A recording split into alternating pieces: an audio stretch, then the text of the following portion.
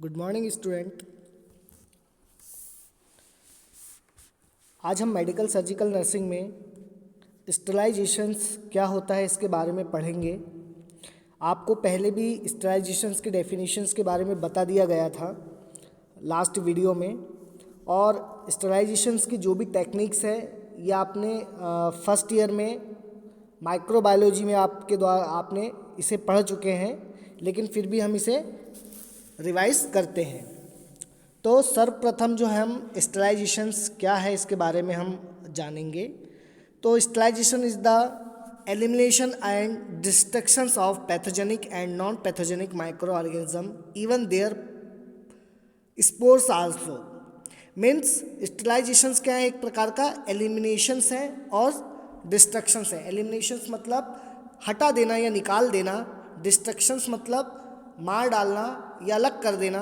Both pathogen मतलब जो भी छोटे छोटे पैथोजन है या माइक्रो ऑर्गेनिज्म है, एंड नॉन पैथोजन और जो नॉन पैथोजन माइक्रो ऑर्गेनिज्म है, दोनों को, और उनके जो भी हैं ऐसे कारक जिनके कारण इन्फेक्शंस या इन्फेक्शंस होने के चांसेस हो सकते हैं। तो विसंक्रमण रोग कारक, अरोग कारक जीवाणु एवं इनकी बीजाणुओं को नष्ट करने की प्रक्रिया है। तो स्टरलाइजेशन क्या है? Sterilisation is the techniques of eliminations and destructions of pathogen and non pathogen micro organism and their spores. तो आप ऐसा भी लिख सकते हैं कि विसंक्रमण एक प्रकार की ऐसी प्रक्रिया है जिसमें हम सूक्ष्म जीव को नष्ट करते हैं एवं उनके जो बीजाणुओं को उन्हें भी नष्ट करते हैं। अब ये स्टरलाइजेशंस की बहुत सारी टेक्निक्स हैं, हमको किस प्रकार से हम स्टरलाइजेशंस करते हैं इसके बारे में हम जानेंगे। तो स्टरलाइजेशंस की विभिन्न प्रकार की बहुत सारी निम्न प्रकार की विधियां हैं, जिसमें हम फर्स्ट है देखते हैं कि क्या क्या स्टरलाइजेशंस की टेक्निक्स हैं। उसमें फर्स्ट है बॉइलिंग, मतलब उबालना। किसी भी चीज़ को उबाल के हम उसको स्टरलाइज कर सकते हैं। शीत संक्रमण, कोल्ड स्टरलाइजेशंस। कोल्ड स्टरलाइजेशन मतलब उन्हें कोल्ड ठंडी जगह पे या तो गर्म करके या बहुत ज़्यादा ठंडा करके हम स्टरलाइज कर सकते हैं। थर्ड है परावैंगनी किरणों द्वारा, यूवी रेज द्वारा। यूवी रेज जो भी है, X rays, Y rays, gamma rays, जिस प्रकार की जो रेज है या जो किरणें हैं उनके द्वारा। उसके बाद प्रदुमन या फ्यूमिगेशंस के द्वारा, जो बहुत बड़ा एरिया जो होता है, जैसे हमको एक पूरा एरिया को अगर हमको स्टरलाइजेशंस करना है, उसको माइक्रो ऑर्गेनिज्म को किल करना है, जैसे कि हमको दीवारों पे से अगर माइक्रो ऑर्गेनिज्म को किल करना है तो हमें फ्यूमिगेट करना होता है। हम क्या करते हैं, एक प्रकार की मशीन आती है फ्यूमिगेशंस की करने की एक मशीन आती है, तो हम उसे उसके अंदर जो भी है जिससे हम फ्यूमिगेट करते हैं, जैसे हम करते हैं फॉर्मेल्डिहाइड से, तो हम उसे लिक्विड फॉर्म में डाल देते हैं और मशीन को ऑन कर देते हैं, कमरा को बंद कर देते हैं। उसमें टाइमिंग रहती है 1 घंटे के लिए, 2 घंटे के लिए मशीन को ऑन करके छोड़ देते हैं। उससे क्या होता है कि वो जो उसका वाष्प बनता है, पूरा धुआं मतलब बनता है, वेपर उसके बनते हैं और वो पूरे कमरे में फैल जाते हैं, और फैलने के बाद वो दीवार, सतह और जो भी हमारा जो छत है उसको इस प्रकार से हम स्टरलाइजेशंस करते हैं। हम इसे ओटी में बहुत ज़्यादा यूज़ करते हैं, क्योंकि ओटी में माइक्रो ऑर्गेनिज्म कहीं पे भी प्रेजेंट हो सकते हैं, दीवारों में हो सकते हैं, पर्दे में हो सकते हैं, कहीं पे भी हो सकते हैं, तो हमें उनको किल करने के लिए हम इसका यूज़ करते हैं। फिफ्थ है शुष्क, गर्म या ऊष्मक विसंक्रमण, ड्राई हीट स्टरलाइजेशंस। ड्राई हीट स्टरलाइजेशंस एक प्रकार की टेक्निक्स हैं। छठवां है उच्च दाब भाप विसंक्रमण, ऑटोक्लेविंग। ऑटोक्लेविंग के द्वारा हम इसको कर सकते हैं। सातवां है प्लाज्मा स्टरलाइजेशंस। तो इस प्रकार की 7 प्रकार की जो टेक्निक्स हैं इसके द्वारा हम क्या कर सकते हैं, हम किल कर सकते हैं। वैसे तो और भी टाइप्स की इसके अंदर स्टरलाइजेशन दिया गया है, बेसिलाइड स्टरलाइजेशंस और भी कई टाइप के कार्बोनाइजेस स्टरलाइजेशंस। तो इस प्रकार के स्टरलाइजेशंस की बहुत सारी टेक्निक्स हैं, लेकिन हम इनको बारी बारी से हम पढ़ेंगे कि ये मोस्ट कौन कौन सी हैं। जैसे फर्स्ट है उबालना, कोल्ड स्टरलाइजेशन, परावैंगनी यूवी रेट्स के द्वारा, फ्यूमिगेशंस, ड्राई हीट स्टरलाइजेशंस, ऑटोक्लेविंग, प्लाज्मा स्टरलाइजेशंस। अब इन सब के बारे में हम डिटेल्स में पढ़ते हैं कि इसको किस प्रकार से हम कर सकते हैं। तो फर्स्ट है बॉइलिंग या उबालना। इस विधि में आर्टिकल्स या इंस्ट्रूमेंट को सादे पानी में पूरी तरह डुबोकर 100 डिग्री सेंटीग्रेड ताप पर कुछ समय के लिए उबाला जाता है।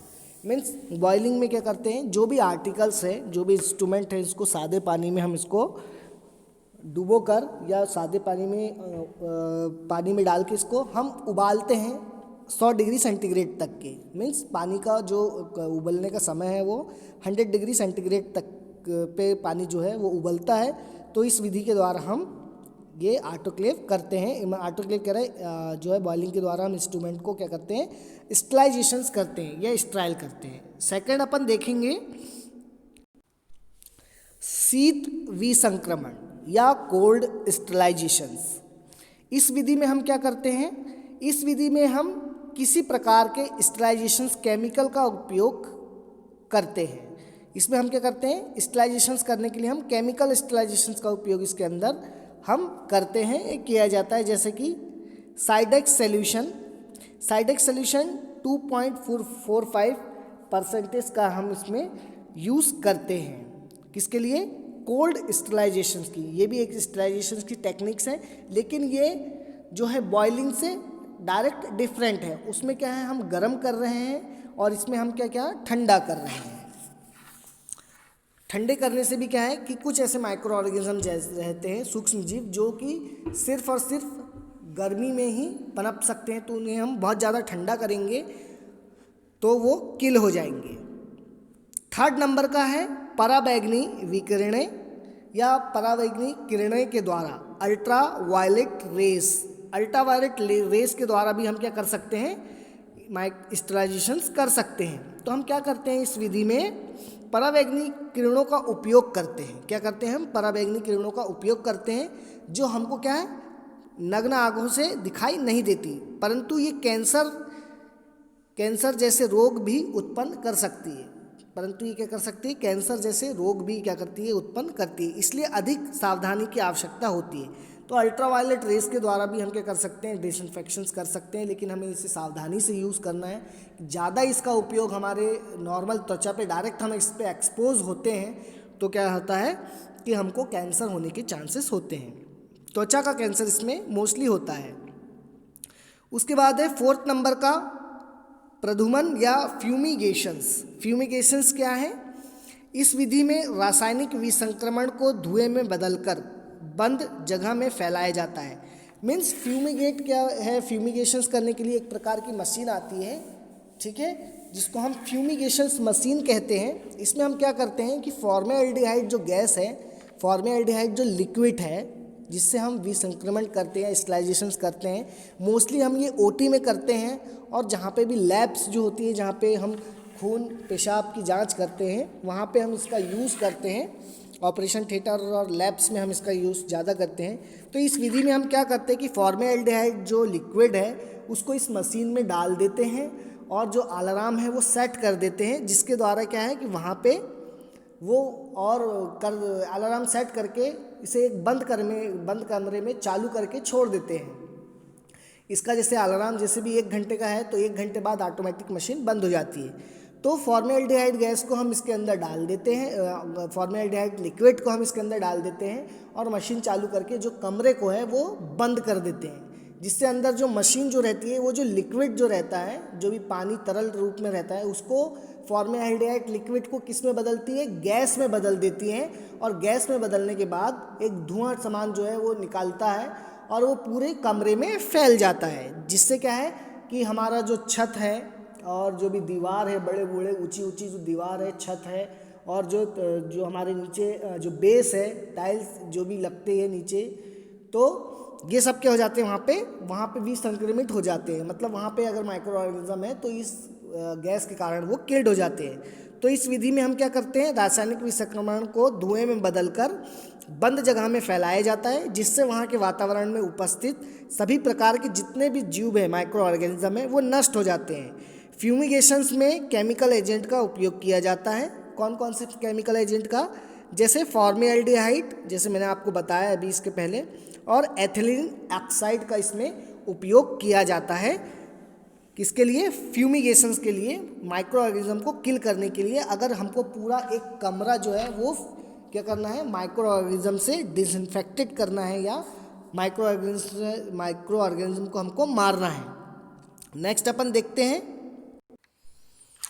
नेक्स्ट जो है 5वें नंबर में हमें किस प्रकार से हम स्टरलाइजेशंस कर सकते हैं। तो इसमें है ड्राई हीट स्टरलाइजेशंस। ड्राई हीट स्टरलाइजेशंस में हम क्या करते हैं, इस विधि में शुष्क गर्म वायु में सर्जिकल इंस्ट्रूमेंट को थोड़े लंबे समय के लिए रखा जाता है। क्या करते हैं हम इस विधि में, क्या करते हैं, वायु मतलब जो भी सर्जिकल इंस्ट्रूमेंट है इसको लंबे समय के लिए रखा जाता है। किसमें? शुष्क और गर्म वायु में। इन माइक्रो ऑर्गेनिज्म के जीव द्रव का अपघटन हो जाता है, जिससे क्या होता है, इसके जो भी माइक्रो ऑर्गेनिज्म का जो जीव द्रव्य है, ठीक है, जो भी जीव द्रव्य है वो क्या हो जाता है, उसका अपघटन हो जाता है और एवं इनकी मृत्यु हो जाती है। एवं क्या हो जाता है, इनकी मृत्यु हो जाती है। तो अब इसमें क्या करते हैं हम कि जो हीट स्टरलाइजेशंस में ड्राई हीट स्टरलाइजेशंस में हम क्या करते हैं, एक प्रकार के इंस्ट्रूमेंट हैं, उस इंस्ट्रूमेंट के ऑटोक्लेविंग होता है, इसके अंदर ही हॉट ड्राई हीट स्टरलाइजेशंस होता है। तो इसमें हम क्या करते हैं, भाप के द्वारा जो है माइक्रो ऑर्गेनिज्म को किल करते हैं। मतलब कैसे किल करेंगे, किसी भी कोई भी इंस्ट्रूमेंट के जो भी हमने सर्जरी के लिए यूज़ कर रहे हैं तो हम उसको ऑटोक्लेव इस प्रकार से करेंगे कि उसको जो सूक्ष्म जो ड्राई हीट के द्वारा हम स्टरलाइजेशन को हम कर सकते हैं। तो माइक्रो ऑर्गेनिज्म का जो जीव द्रव्य है, ठीक है, वो उसका क्या हो जाएगा, अपघटन हो जाएगा और इसके कारण इनकी मृत्यु हो जाएगी। इस विधि द्वारा स्टेनलेस स्टील निर्मित इंस्ट्रूमेंट का भी संक्रमण किया जाता है। जो भी स्टेनलेस स्टील के जो भी इंस्ट्रूमेंट है, जो भी हम सीजर्स यूज़ करते हैं, ऑपरेशन थिएटर्स में जितने भी इक्विपमेंट्स यूज़ करते हैं वो सब स्टेनलेस स्टील के बने हुए होते हैं। तो उनका हम क्या करते हैं, इंस्ट्रूमेंट का यूज़ करते हैं और उनको स्टरलाइजेशन के लिए हम ड्राई हीट जो है स्टरलाइजेशन की विधि का उपयोग करते हैं। और ये विधि हम कैसे कर सकते हैं, ऑटोक्लेविंग में ड्राई हीट को डालकर, ड्राई हीट से, ठीक है, ऑटोक्लेविंग मशीन में जो भी इंस्ट्रूमेंट को डालेंगे और उसमें क्या करेंगे, इंस्ट्रूमेंट में क्या करेंगे, हम उसके ऊपर डायरेक्ट ड्राई हीट जो है वो अप्लाई करेंगे, जिसके अंदर जो भी प्रेजेंट हो माइक्रो ऑर्गेनिज्म जो इसके ऊपर रहते हैं वो क्या हो जाते हैं, किल हो जाते हैं, मर जाते हैं। 6वें नंबर का है ऑटोक्लेविंग। ऑटोक्लेविंग एक प्रकार की विधि है जिसमें हम क्या करते हैं, इस विधि में अधिक दाब, इसमें क्या होता है, दाब भी होता है और तापमान भी होता है और वाष्प भी होती है। तो इसमें अधिक दाब एवं ताप पर वाष्प के द्वारा भी संक्रमण किया जाता है। मतलब एक प्रकार की ऐसी टेक्निक से ऑटोक्लेविंग, इसके अंदर क्या होता है, इसमें प्रेशर्स भी रहता है और क्या होता है, बहुत ज़्यादा हीट भी रहती है भाप के द्वारा, इसके द्वारा हम विसंक्रमण इसमें करते हैं। अब हम इसमें देखेंगे ऑटोक्लेविंग में कितना टेम्परेचर रहता है एक ऑटोक्लेविंग मशीन में। इसका तापमान है 1 मतलब 121 डिग्री सेंटीग्रेड से 249.8 डिग्री फ़ारेनहाइट, सॉरी, इसमें 121 डिग्री सेंटीग्रेड रहता है और फ़ारेनहाइट में कितना है, 249.8 डिग्री फ़ारेनहाइट इसमें रहता है इसका टेम्परेचर।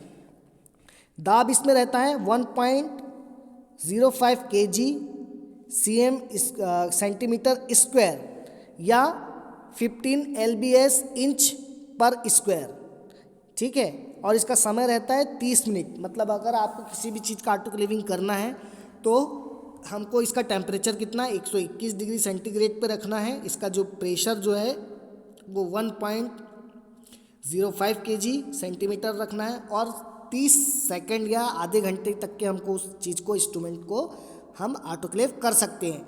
ऑटोक्लेविंग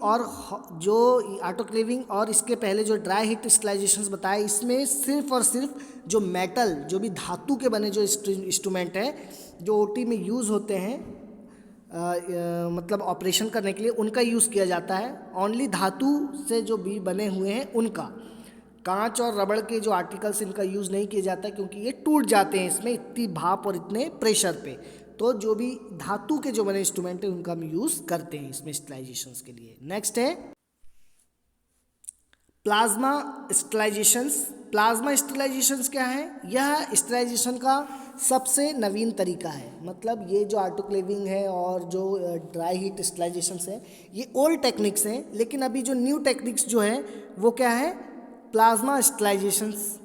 तो स्टरलाइजेशंस का ये क्या है? एक सबसे नया तरीका है जिसमें प्लाज्मा स्टरलाइजेशंस में सर्जिकल इंस्ट्रूमेंट रख दिए जाते हैं, जिसमें क्या करते हैं जैसे ऑटोक्लेविंग में रखते हैं वैसे इसमें भी क्या करते हैं हम प्लाज्मा स्टरलाइजर में सर्जिकल इंस्ट्रूमेंट को रख देते हैं, रख दिए जाते हैं एवं चैम्बर को बंद किया जाता है। इसमें क्या है चैम्बर्स होते हैं, उस चैम्बर को क्या करते हैं बंद कर दिया जाता है। अब इस चैम्बर में गैस प्लाज्मा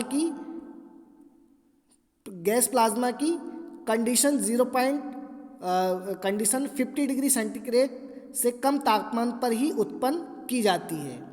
ठीक है, इसे इन आर्टिकल्स में उपस्थित माइक्रो ऑर्गेनिज्म विखंडित हो जाते हैं एवं समाप्त हो जाते हैं। यह विधि बड़े संस्थानों में उपयोग में लाई जाती है।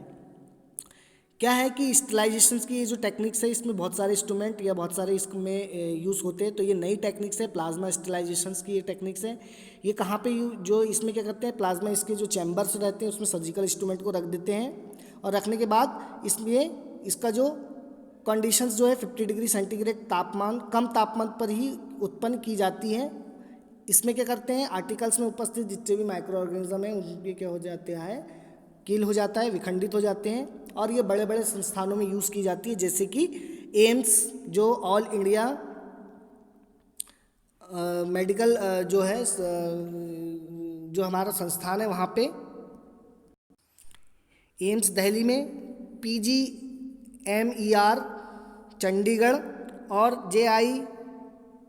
JIPMER पांडिचेरी। तो ये बड़े बड़े संस्थान हैं, ये बड़े बड़े हॉस्पिटल्स हैं, यहाँ पे ये यूज़ की जाती है ये टेक्निक्स। तो आज हमने पढ़ा स्टरलाइजेशंस की कितनी विधियाँ हैं, स्टरलाइजेशंस की डेफिनेशंस के बारे में पढ़ा कि माइक्रो ऑर्गेनिज्म को किल करना या हटा देना या मार डालना, इनको हम क्या कहते हैं स्टरलाइजेशंस कहते हैं। विसंक्रमण की एक क्रिया है। हमने इसमें बहुत सारी विधियाँ देखी, जैसे कि बॉयलिंग करना, ठीक है, बॉयलिंग के द्वारा विसंक्रमित करना। कोल्ड स्टरलाइजेशंस एक प्रकार की टेक्निक्स है इसके बारे में। परावैंगनी UV रेस के द्वारा, फ्यूमिगेशंस के द्वारा, ड्राई हीट स्टरलाइजेशंस और उच्च दाब भाप विसंक्रमण या ऑटोक्लेविंग और प्लाज्मा स्टरलाइजेशंस, इसको हमने पढ़ा। बारी बारी से हमने देखा कि किस प्रकार से इनको हम करते हैं। विसंक्रमण कोल्ड चैन के द्वारा, कोल्ड स्टरलाइजेशन अल्ट्रावायलेट रेस के द्वारा, फ्यूमिगेशंस के किस प्रकार से हम करते हैं ये हमने इस प्रकार की ऑटोक्लेविंग में हमने तापमान देखा कि 121 डिग्री रहता है, दाब जो रहता है 1.5 रहता है और 30 मिनट्स के लिए हम करते हैं ऑटोक्लेविंग। तो इस प्रकार से हमने आज ये 6 प्रकार की टेक्निक्स देखी। वैसे मोस्टली और 2 टाइप्स की जो टेक्निक्स हैं हम इसे बाद में डिस्कस करेंगे।